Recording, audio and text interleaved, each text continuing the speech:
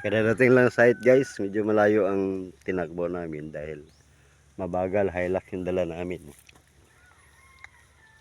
Yung onboard yan, yung mekaniko operator, saka ayun syempre driver.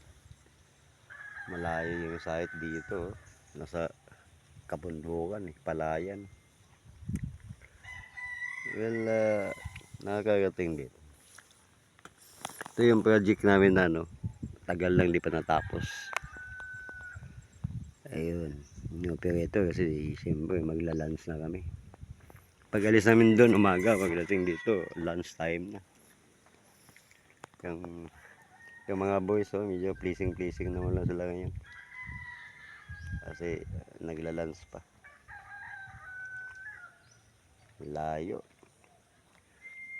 Okay guys, see you next video.